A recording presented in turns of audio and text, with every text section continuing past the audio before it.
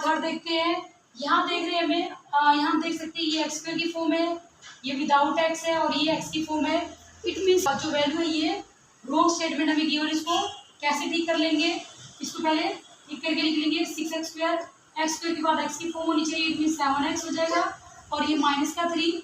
और सेम इसी तरीके से निकाल लेंगे, फैक्टर जैसे निकालते हैं। 6 को 3 से अगर मल्टीप्लाई किया जाए तो 18 आ जाएगा। 18 2 9 जा 18 हो सकता है और 9 से 2 गया तो 7 भी आ जाएगा। तो 2 और 9 का मल्टीप्लीकेशन ले लेते हैं। First and last value as it is और 7 की जगह क्या लिख लेंगे -2x प्लस 9x। लेकिन यहाँ देख सकते हैं कि ये रोंग हो जाएगा क्योंकि यहाँ माइनस का सिंबल है। तो जो बड़ी स्टेटमेंट है इसके आगे क्या लगाएंगे माइनस का सिंबल, तो यहाँ क्या लगा देंगे। और अब क्या करेंगे 1 बाई 1 कॉमन ले लेते हैं दोनों में से। यहाँ हम देख सकते हैं कि 2 और ये क्या है 6, तो 2 के टेबल में 6 कौन सा नंबर पे आता है 3 नंबर पे आता है। तो यहाँ से 2 कॉमन ले लेंगे और यहाँ से x कॉमन ले लेंगे। 2 3 या 6 तो यहाँ 3x और यहाँ प्लस का 1 क्योंकि 2x कॉमन ले चुके हैं, यहाँ माइनस है। तो यहाँ हम देख सकते हैं कि 3 और ये क्या 9, 3 के टेबल में 9 आता है तो 3 कॉमन ले लेंगे यहाँ पर। यहाँ क्या जाएगा 3x और यहाँ से क्या जाएगी वैल्यू +1। सिंबल आप देख सकते हैं यहाँ प्लस का, तो यहाँ भी प्लस का ही आना चाहिए। और इसको मल्टीप्लाई करके भी आप देख सकते हो सेम यही वैल्यू बन जाएगी। -3 को +1 से मल्टीप्लाई करेंगे तो यहाँ से -3 आ जाएगा। अब क्या करेंगे 3x + 1 ले लेंगे और यहाँ से क्या जाएगा 2x - 3। यहाँ से x की वैल्यू क्या जाएगी -1 और 3 डिवाइड में, और यहाँ से वैल्यू क्या जाएगी x की माइनस का 3 है, दूसरी साइड जाकर हो जाएगा प्लस का 3, मल्टीप्लाई में 2 है इधर आकर डिवाइड में, तो यहाँ से बीटा की वैल्यू ये हो जाएगी अल्फा की वैल्यू।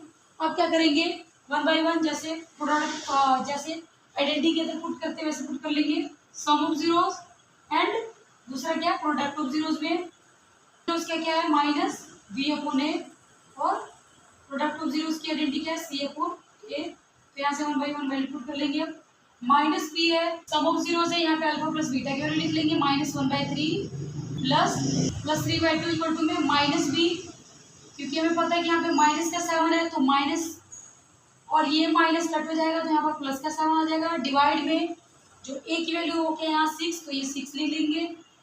अब इसका एलसीएम ले लेंगे 3 2 6 हो जाएगा यहाँ पर, और ये क्या यहाँ चली जाएगी वैल्यू तो यहाँ 2 माइनस का और ये 3 3 9 हो जाएगा। तो यहाँ से वैल्यू क्या आ जाएगी इसकी 7/6 और ये ऑलरेडी 7/6 आई है, तो इससे ये दोनों वैल्यू क्या जाएगी इक्वल।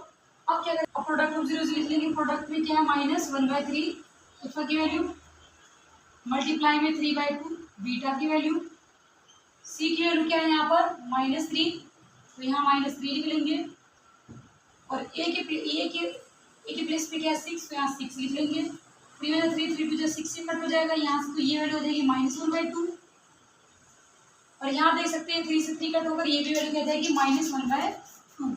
दोनों की वैल्यू क्या हो जाती है यहाँ प्रूफ। सम फोर्थ देखते हैं 4u² + 8u गिवन है यहाँ पर। यहाँ देख सकते हैं कि दोनों में से u कॉमन ले सकते हैं और 4 कॉमन ले सकते हैं, तो 4u कॉमन ले लेंगे। अंदर क्या बच जाएगा यहाँ पर u + 2 इक्वल टू में 0। तो यहाँ से 4u की वैल्यू क्या जाएगी इक्वल टू 0। इट मीन्स की u की वैल्यू यहाँ जाएगी 0 और दूसरी साइड ये वैल्यू क्या जाएगी ये प्लस का 2 है, इधर जाकर क्या जाएगा ये -2। तो अल्फा की वैल्यू यहाँ 0 और बीटा की वैल्यू यहाँ से क्या जाएगी -2 और यहाँ a की वैल्यू क्या है 4 और b की वैल्यू क्या है 8।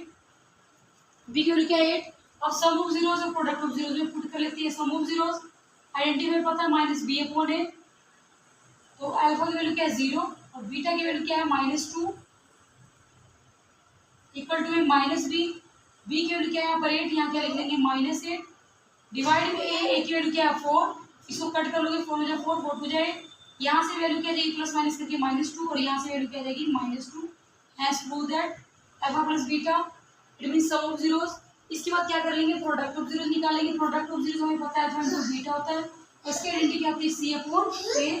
अब यहाँ से अल्फा की वैल्यू क्या पुट कर लोगे पुट कर लेंगे, अल्फा की वैल्यू क्या है 0 तो 0 पुट कर लेंगे मल्टीप्लाई में बीटा की वैल्यू -2 यहाँ -2 लिख लेंगे इक्वल टू में c की वैल्यू यहाँ कुछ c ये u स्क्वायर वाली जो टर्म होती है ये a की होती है और जो u वाली होती है b की वाली जो वैल्यू होती है वो होती है c की वैल्यू।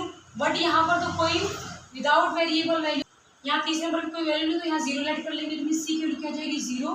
तो यहाँ से C 0 divide by a, it means 0 by a कोई फॉर्म अगर होगी तो वो भी 0 की फॉर्म में हो जाती है, तो ये क्या जाएगा आंसर।